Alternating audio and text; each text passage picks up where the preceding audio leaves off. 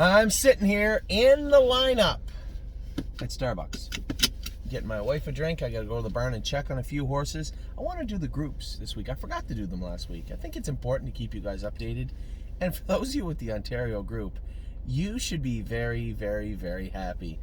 You had two horses that looked incredibly good and a horse that I think is a real nice horse that rolled off stride, that being obviously Resolute Bay. He had been good up to this point. Does everything nice, real slick gait. Just rolled off on Danny. And if I was going to be completely honest, when he come on the track, I said, "Hey, I think that horse wears a Murphy blind on the inside." And he goes, I asked her, she said he didn't wear one. So this time of year when we start putting together the, let's just say, equipment cards for the horses, for the yearlings especially, it's a very fluid situation. At some point, we like to start breaking them to head poles and put different gear on them. So these equipment cards, if you filled out an equipment card, you'd be Xing it through and changing it every week. So I give the caretaker some latitude, and this particular caretaker is usually 100% bang on. So Deb, I think, missed the Murphy blind on Resolute Bay, and I let it go. I noticed it right away, and I'm like, he'll be all right. Danny said he ran in a little bit in the first, second turn and made a break. So not the end of the world. Likely the reason he made a break, and Danny thought maybe he might need the hobbles too. I went with him a couple of days last week. He certainly didn't feel like he needed them, but if he does, he does. Really nice colt. That was the second time ever I'd ever gone with Rosie's Masterpiece. And I know that Mario had heard me say, I want to make sure that the horses all look uniform and are all kept up together. So if we got to switch, Mario's got 4 babies down in the barn with him, down in Shed Row 5, right beside where we're at. You guys know this because of what's going on in Shed Row 5.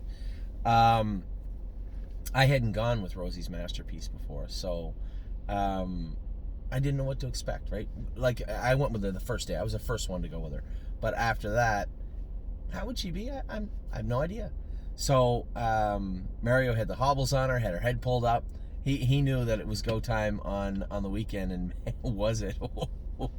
She is a monster. There is no end to this filly. She just goes and goes and goes.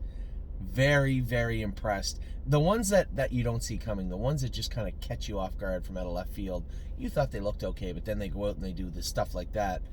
It really puts a smile on my face, and Rosie's Masterpiece appears to be a very, very nice filly at this point anyway. And then, of course, we had Better Be Sawyer. We made some driver changes. Amy went with Better Be Sawyer and won the training set. She said, what a sweet filly. She just goes as fast as a car, and you can start her up and stop her and start her up. She's learned a lot since she's been in the barn.